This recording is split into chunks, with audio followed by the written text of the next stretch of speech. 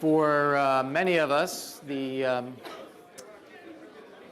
first order of business, which I think we all feel very enthusiastically about, is to thank Kadri.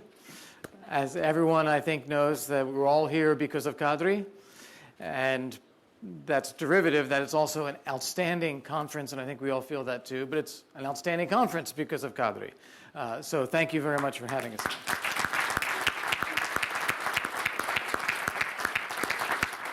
And also a very quick word of congratulations to my friend Matt Bryza, who is serving as a director of the ICDS as well. So thank you, Kirk. Good job, Matt. Thank you. Now, Kadri asked me if I would do a quick wrap-up here.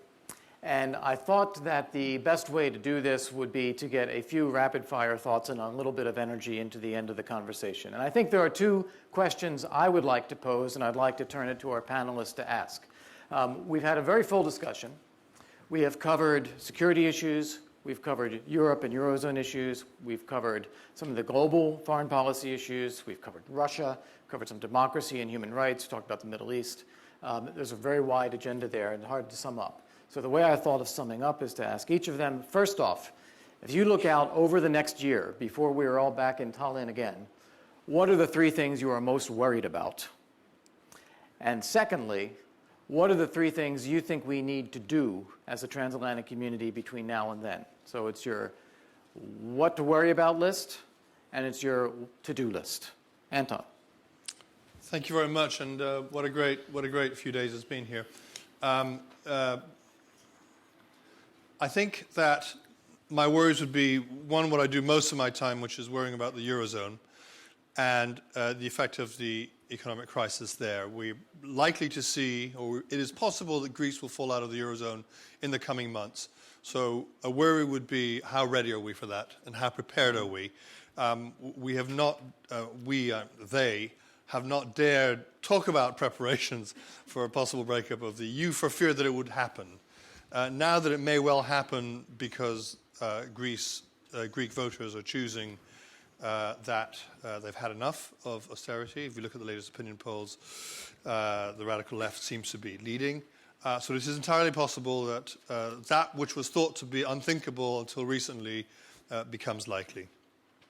Connected to that, it seems to me that by doing things backwards, by creating a monetary union before creating a political union, the EU finds itself in a situation where the economic logic of saving the euro requires greater integration, an integration of a different kind of the sort we've had so far. It really requires a degree of fiscal federalism, where you have European-level instruments that can start to break the feedback loops that have been created within the eurozone.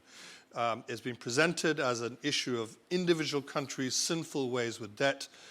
My own contention is, as well as excessive debt, it's also a problem of the system, which is deeply unstable in the way it's been constructed. That leads me to a second set of concerns, which is about NATO and the effect of the economic crisis on NATO. And it seems to me that it is leading a number of European countries away from defense spending, because it's the easiest thing to cut in a time of crisis. And it is possibly leading the Americans away from dealing with the Europeans. So, Americans have warned for a long time about what the effect of declining European spending on defense would have to the relationship. When Gates spoke last time, people said, here's another American speech. He may actually have been serious this time. And I think that may be a realization Europeans have to come to terms with. And connected to NATO is Afghanistan. We've just heard Amrullah Saleh giving a very sobering assessment of what is likely to happen in Afghanistan. And a clamorous failure in Afghanistan will not be good for the alliance, either in the short term or in the long term. And so your to-do list is the opposite of that? Well, the to-do list is to start thinking about what a stable long-term arrangement for the Eurozone should look like. I know there's a reluctance to talk about things like Eurobonds, about banking union, for fear that it will reduce the incentive to reform. The danger is that it's not just a problem of debt, but it's also a problem of confidence. One of the things that markets are reacting against is the the doubt that this construction will survive. And therefore, I think the Eurozone needs to give a sense that we are thinking about how to make it more stable in the future. In terms of defense spending, my only plea would be that for those countries that are most aware of, for example, the need for territorial defense, it could even be in the Baltics, where they have, in a sense, make the strongest case for the need for NATO to continue to exist, to operate, that they need to lead by example. And therefore, it seems to me that to have defense spending that is so low, even in parts of Europe where they feel a military threat, is not setting an example for the rest. Mm-hmm. Very good. If I could turn to Lilia, very different take looking from Russia. What are you most worried about over the next year, and what do you think our to-do list as a community ought to be? Kurt, thank you for putting me here, because definitely to put representatives of the hostile civilization to, advise you folks how to proceed, well, that's a pretty courageous thing to do. Well, we are so pathetic at practicalities, and we like to think about the existential things. So I will use the traditional Russian take on that. My major concern is, firstly, that we lost the icon. We lost you folks. That's why the crisis of the Western civilization, the crisis of the normative system, is the major problem for us, and looking outside at you, for you, apparently. Secondly, apparently it's dysfunctionality of the European project that we perceived as the most daring, the most ambitious project, of our times. And thirdly, we are very much concerned. When I'm using we, I'm talking about Russian liberals. So we are very much concerned about the new version of the Western realpolitik, based on, everyday situational pragmatism, without any kind of hint, again, of the value dimension. And my to-do list for you folks is related to my worry list. So firstly, I would believe it would be great to see the really great debate, like it happened in the West in the 70s, great debate on how to revamp the Western civilization values. You found the exit, remember, the Helsinki process, and how to analyze the interplay between liberal, social democratic, conservative values, and how to get a new take on the social justice issue. Secondly, revive EU, and don't even allow the United States to get off, the world responsibility. So stop American isolationist. Mm-hmm. And thirdly, and this is already a kind of, asking for a favor maybe, think about the common approach to one of the most important threats, at least for Europe, common attitude and policy towards Russia plus. Very good. Thank you. Heather, let's have your list. Well, unsurprisingly, I'm concerned about the EU, but particularly about it turning inward. Because the Euro crisis has consumed so much time and attention, it's very difficult to get a hearing for foreign policy security issues. There's a quiet crisis since the SDP, and we've hardly talked about it because so little is happening. We're many, many years away from the San Malo process. Very, very little is actually going on. There's a quiet crisis about missions, questions about what it's going to be, how to finance it, and so on. And there's also, it's because of people's concerns about their own societies, about tensions, about austerity, and so on. If they're worried about Muslims in their own societies, it's very hard to get them to be sympathetic to the idea of a foreign policy which is based on very good relations with Muslim countries outside. So the funding for foreign policy, how to do foreign policy and defense also in the age of austerity, these are going to be issues that will be with us for the next 10 years or so. And it's really hard to get public support. The second thing I'm concerned about is the unraveling of key achievements of European integration.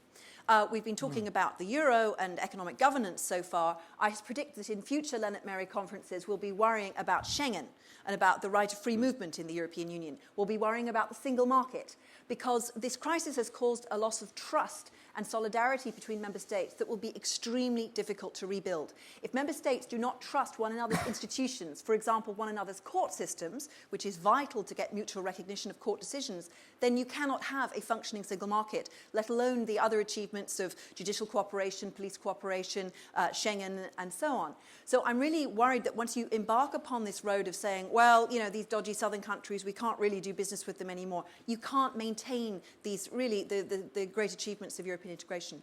And the third thing that concerns me is that elites are becoming detached from what's really going on in European societies, and that these structural changes are being missed by elites who are very focused on the survival of the system, which I completely understand, but that they may end up saving the system at the price of no longer being able to explain that system or sell that system to the public. So I would like to see politicians paying a lot more attention to that. And so my to-do list for the next year will be, first of all, to promote greater understanding, to gain a better understanding of what's really going on. What I started in this conference talking about what's political weather, things that will come and go, and what's really climate change, and pay attention to those. Secondly, to look at what are ways of rebuilding trust between European countries, particularly this north-south divide, which is much more profound than an east-west divide. What is trust? How can it be regained? And thirdly, really to try to re-engage foreign policy back into domestic policy so that people can actually see why foreign policy matters to them. This is not just something for diplomats to meet about, for heads of state and government to have summits about. These are things that affect the daily lives of each and every European citizen because we live in an interconnected world. And that instead of the correlation that they see of, I'm afraid of Tunisians arriving at Lampedusa, of turbulence in North Africa and the Middle East affecting me, therefore we should build Fortress Europe, but instead for them to see that extending a hand of friendship, providing support to transitions, makes the whole European area and its surroundings a much safer place for everybody. Interesting, thank you. So not just the specific issues, but also some of the ways we are functioning as societies. So I think that's interesting. Pavel, could I turn to you? Sure. I'm from Slovakia, and for me, EU and NATO enlargement were part of my professional and personal formative process. So my concerns, which I would like to voice, are related to these two, first, and third one to other part of the world. I'm worried that Eurozone may collapse in coming year. Coming from country which split, I know how semantics plays very important role, how we speak within EU, how we speak at conferences. I think we embarked into quite dangerous thing because value of Eurozone, value of European Union is sort of today already tested. Month ago, I was in Budapest at conference when Hungarian think tank labeled that conference, Is There a Life Beyond European Union? Hungary is EU member state, and so on. So I'm a little worried about cohesion of European Union. Second, I'm worried about NATO and its energy, focus, determination. Also listening at this conference to several statements about what we expect of Chicago, including what you said, Kurt. I think that it's rather depressing. NATO is no more something what we are absolutely sure that this is community of values and action. I think that this is second. And third, I'm a bit worried about potential conflict in Middle East. If it would start, I think it would change tremendously also transatlantic community, its attitudes and so on. Three things which from the to-do list, I think after listening to today's breakfast of two Republicans and two Democrats, Kurt, Steve Flanagan, Bruce Jackson, and who was Michael. And Michael. I think that you should elect Obama for president. I think you Republicans are almost lost with your candidates and don't believe that he is electable. Obama should then rethink and learn from his past mistakes vis-à-vis Central Eastern Europe, Russia, and Middle East and other parts. Second, I think that also listening carefully at this conference, I wonder whether we Europeans, in coming rather problematic and bumpy road which is ahead of us, we shouldn't think about having tougher, more competent leaders in the EU. I think somebody like Carl Bildt or Tom Ilves, I can imagine that I would have their portraits hanging in my study room. Current leaders, I must admit, I don't have their portraits. And thirdly, I think that we need to do our best, both Europeans and Americans, with some Russian friends, that for next Lennart Meri conference, we should have not only Grigory Nemiria, but Yulia Tymoshenko here, which would be introduced by Grigory, and also Andrei Sanikov at opening panel with Tom Ilves. Very good. Matt Bryce. Oh, can I clarify before Matt? Yes, Pavel, just I want to clarify one thing that you said. You said conflict in the Middle East. What are you thinking of? Conflict in the Middle East. Syria or Iran? There is conflict in Syria. Yeah, but sort of our full-fledged war that we would intervene, the West. Okay. Matt. Yes, thank you, Kurt. Number one concern for me is something we talked a bit about in the breakfast session, just a little bit here in the main sessions, which is energy security and Russia. There are reasons for optimism about Gazprom's inability to maintain its dominant position and be used as a tool for all sorts of nefarious influence. But there's real reason for concern in that the intent of new President Putin is clearly to use Gazprom not only for enrichment of himself or of his country, but also to divide us, to divide our community, and to continue dividing us. The temptation is there in every major European country to make peace, to avoid the inconvenient truth of the need to diversify. The good news is that Europe is beginning and has taken great strides toward creating a real market for natural gas. So the to-do list is that Europe continues doing that and focuses on this region right here. It is the Nordic-Baltic region where there's an emerging opportunity for free market liquid natural gas trading to take place if the right regulations and the right infrastructure are put in place. And I think all of us and our center at our conference can contribute to that. But that requires the Baltic states to work together and articulate a common vision rather than one in which each state's going it alone to develop the necessary infrastructure. So that's one. Two is Greece. We talked around Greece, but I think Greece itself is a brewing problem that also risks really potentially unwinding the consensus within the Euro-Atlantic community about how to handle the financial crisis. Obviously, Greece is in a trap. It can't devalue its currency, and it simply can't yet stomach austerity measures. Having worked on Greece for a lot of years, it's amazing the depth of the sense of entitlement in Greek society, and the fact that there are entire no-go zones for the police in Greece, which mean universities, and the University of Athens. Police cannot go into the University of Athens, or they risk being violently opposed. Something's got to give in Greece. And it may be that Greece leaves the Eurozone, but that in itself is not a great outcome because of the ripple effect that can have in relations between Greece and Turkey, which means relations between the EU and NATO. That has implications as well for the United States, given the importance of Subic Bay, of our base in Crete. Wow, that's 20 years in the past. But also for energy security, where Gazprom is making a big push to acquire the natural gas infrastructure of Greece, as Greece is forced to go through a serious privatization effort. If we had a simple solution on how to deal with the Eurozone crisis in Greece that would have been thought of already, like smart defense, as we heard yesterday, if it was so smart, someone would have thought of it already. But there's no substitute for holding Greece's feet to the fire. And over time, hopefully, the attitude will emerge such that, well, Greece has to behave like everybody else. Finally, NATO.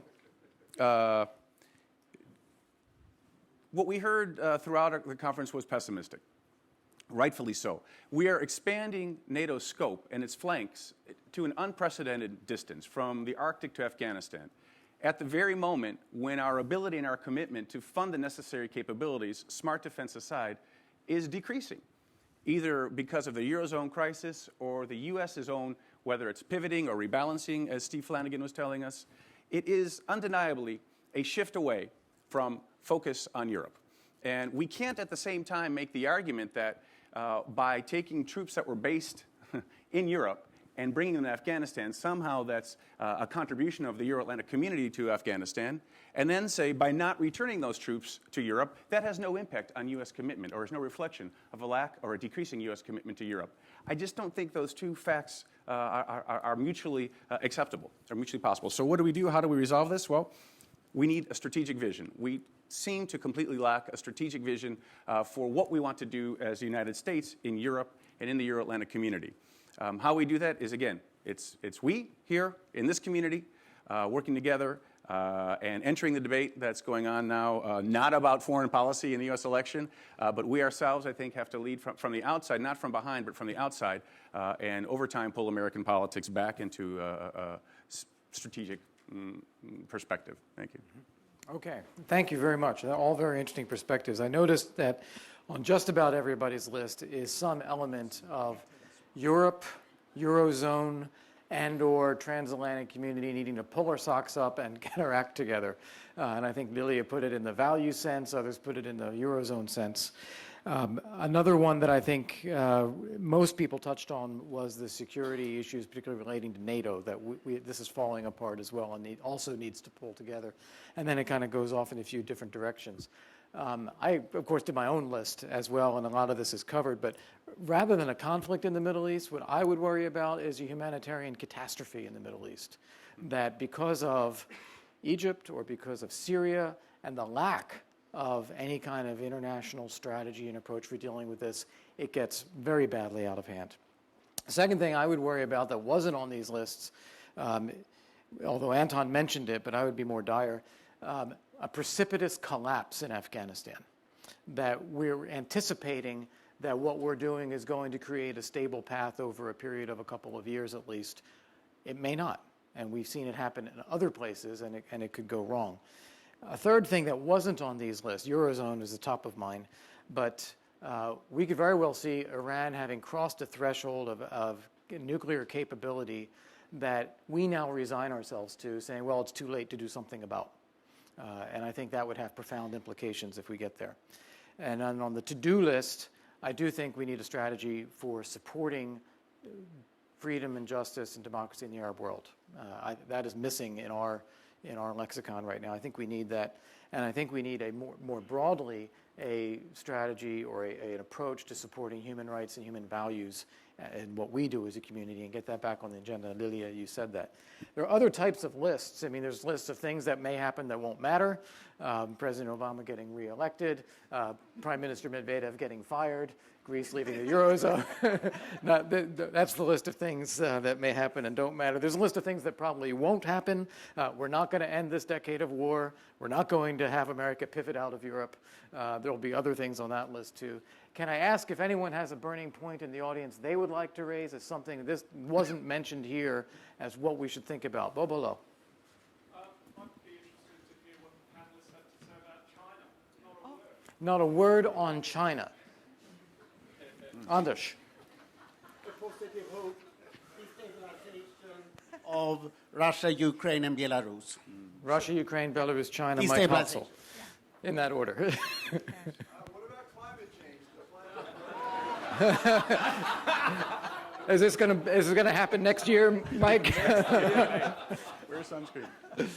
Yes, in the fourth row there. Okay, I just wanted to follow up what Matt said about the crisis in Greece and the issue of, for example, the Russians coming in and buying up DEPA, the Greek energy company. We already bought. Well, the point I was going to make was that the consequence of this sort of thing, whereby, the whole Nabucco Light strategy, if you look where the pipelines are, you can forget even Nabucco Light because Gazprom will be sitting on the pipeline. Yeah. Okay. I mean, this is the sort of thing which, these are the downside consequences of the Euro crisis. Right. Yevgeny. My proposal will be the most shocking and surprising. I want to talk Estonia. Estonia. Means region, Baltic region, cooperation, what is happening here, we need to talk about. Is that what you're worried about, or is that a to-do? No, as an issue, we need to talk about. Okay. Nothing on this side. This is a very well... Oh, Steve Flanagan. I wanted to second Heather's concern about Washington's big concern is about growing European isolationism, lack of engagement in the Middle East, and one other question, the coming train wreck in the relationship with Turkey during the Cypriot presidency of the EU. Right. We've got two back here. Bob Nurek. When I look at South Asia, I worry, as much as I worry about Afghanistan, I worry more about Pakistan. Exactly. Yes. If things collapse in Afghanistan, it's a disaster. In Pakistan, it could be a catastrophe. Yeah. And right behind you. No worries. And you just look at the brain power assembled in this room and what we've heard over the past few days, I'm sure we can take care of everything. and a wish list, just one item on the wish list, but it's an impossible wish. I would wish to have dinner one more time with Lennart Meri in his house in Habneme, surrounded by his books, so that we could tell him, I could tell him how terrific these conferences in his memory have been, and how much I hope that they will continue and continue and continue. Very well said.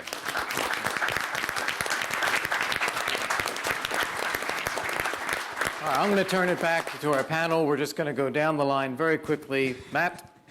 Just final thoughts? Anything. I just want to thank everybody for coming. That's Lilia. such an emotional... Thank you, folks. Heather? Thank you. And let's come back next year and talk about China and climate change. No one comment substantively on China? Well, I think that China entered has a different image now because of the humiliating moment this year when the European public finally absorbed what real interdependence means. When European leaders had to go to China to beg for money, for solvency, in an existential way. I mean, nobody's really believed the defense experts who said, watch out for the Chinese Blue Water Navy. I mean, this has just been something for specialists. But the idea that Chinese bondholders could hold Europe to ransom, that's gone really deep into parts of European society that previously never really thought about China. I think, if I can just jump in on China, I think the ability to do more than one thing at a time for the West would be a good idea, that we can both have debts and economic goals and talk about human rights all at the same time. Pavel. Next year, do just one night owl session on Russia only. Anton. I'll pick up Heather's point on Schengen. There's the one reason to worry about Schengen is it's much easier for it to collapse than it is for the euro to collapse because it's less painful for politicians and economically, and therefore I think there's a real problem there. And it could be sort of the alternative to sort of say, okay, we can't break up the euro, but let's do something about all these immigrants in Schengen because it's all associated with the same problem. Train wreck of Cyprus and Turkey, it might not be a train wreck. That's one of the things I think we might be able to sort of go through the tunnel and squeak through and come out the other end. I don't sense that everybody wants a big fight over this. It might be a decrepit parking garage. It could be awful. And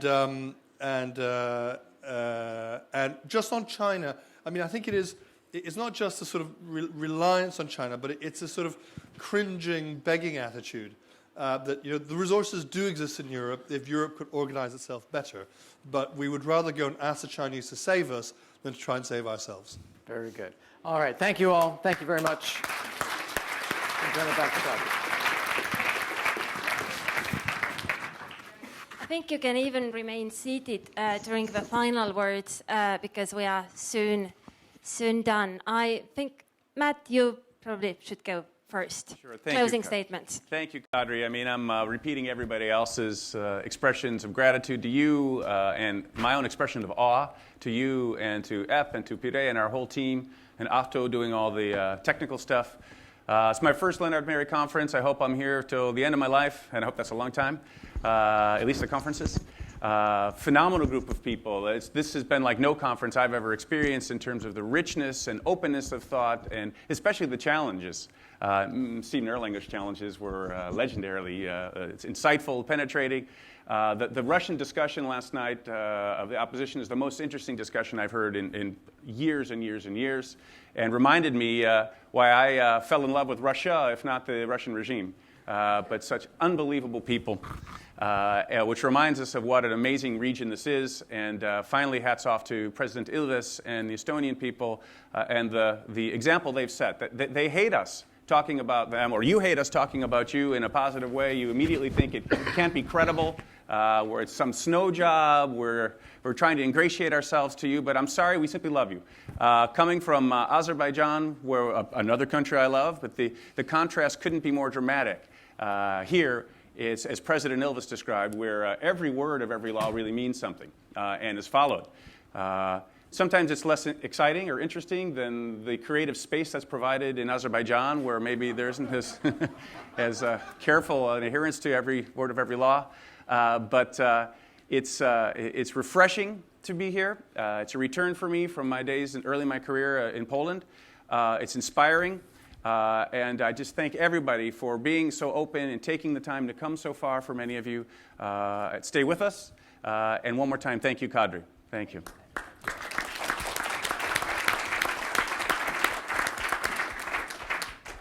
Thank you. Well, I have my own list of thank yous. It is long, so please bear with me. First, let me thank our sponsors: Estonian Energy Company, Kalev, Lennart Meri Tallinn Airport, Estonian Centre of Eastern Partnership, SIDA, Swedbank, United Armaments International, European Commission, Nordea, Skype, Estonian Railways, Open Estonia Foundation, and Hansaplant. I owe very warm thanks to our army of volunteers who have gone much beyond what volunteers are supposed to do. They really have been indispensable. Thank you, Kadi, Maris, Kadi, Siim, Tuisk, Piret, Karoliine, Maret, Mari, Eve, Kärt, Heiko, and Allan. My colleagues at ICDS have been essential, especially Piret and Epp, who have been doing the most, but also Ahto, Toni, and Mario, who also have seen many sleepless nights. But also Riina, Kaarel, Toomas, Erik, Julian, Juhan, Hannes, Iivi, Martin, and Matt. Thank you all. We have had very pleasant cooperation with several embassies in the town. Especially I want to thank the Latvian, Lithuanian, Swedish, Turkish, and German embassies, as well as the Commission representation. And I have got very much help from my country. Estonian ambassadors abroad have been more than helpful, all working for me. I sometimes feel like president when I'm doing this conference. But special thanks to Marina, Matti, Yuri, Mait, Taavi, Pia, and Küllike, but also Juhan and Märt from Prime Minister's office. You all have been most wonderful. And finally, I need to thank my government. I really have had my government working for me, as it's supposed to be, I think, if we have democratic capitalism. But they have been doing that in a very direct manner. I have had ministers carrying my letters, passing on my messages, president inviting people. I still very vividly remember that evening. It was in our office. It was Matt's first evening in our office. And suddenly I started getting these text messages in my phone from my prime minister, who was having lunch in Brussels, and dutifully reported, Olli Rehn is probably coming. Michal Link is certainly coming. What time does Dombrovskis have to speak? So, in a way, that's how it should be, but things don't always work as they should. So I'm really thankful to my country that it's possible here that in many places would not be possible. Thank you all.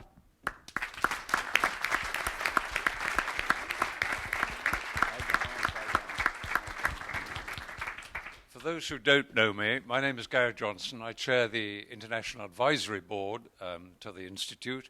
And Kadri, I went up to Kadri NRI this time, so you don't want me to say anything, do you? And she said, no, well, I'll think about it. He just said, come and sit down there and say the last word. I said, I'll be brief. She said, yes. So it shouldn't take longer than half an hour if you nobody's got a train to catch. these conferences go on. They're little things that catch your eye that make them special. And the journalistic headings for the sessions this year I thought were absolutely brilliant. They were great. They had a lot of time crafting those. The one I really liked was this morning when it talked about a lost continent. Because when I was a young man, we used to talk a lot about that mythical headline in the English press. You know, we like talking about the weather, which came out one day and it said, "Fog in the Channel, continent isolated." And I sometimes think that Prime Minister Cameron probably goes to bed every night praying to God that it would be. But it leads me to what I really want to say. It won't be. And it will involve not just the Eurozone, it will involve the European nations as a whole. And if I could make a prediction for next year, to add to all the many that have been made, I think we're in for a hell of a year and a very, very dangerous year. Yeah. And I somehow suspect that when we meet again here in Tallinn in a year's time, we'll have an awful lot to talk about. It's deeper, far deeper than a currency manipulation. It puts at risk the cohesion that we have built up over half a century in Europe, which has kept the peace. It puts at risk the bondage between that Europe and the transatlantic link, which has been and will continue to be so essential to the security and well-being of both sides of that pact. And we will have to look very hard at siren voices which want us to walk away from all those things that we have made work, not always perfectly, over our lifetimes. And I come back to another bit of English verse to finish that, is that there's a poem that you used to read to children which ended up by saying something like, "Stay very, very close to nurse for fear of finding something worse." Nurse might be a bit terrible at times, but by God, you know what lies out there. So, why is it special? Why is it so good? Because it's in Estonia, because it puts quality above quantity, because it gets us here for a short time, it gets good speakers, good participants, it's a good format, and it's run brilliantly by Kadri and her team. And the last word is from all of us. Once again, Kadri, bless you and your team. Thank you.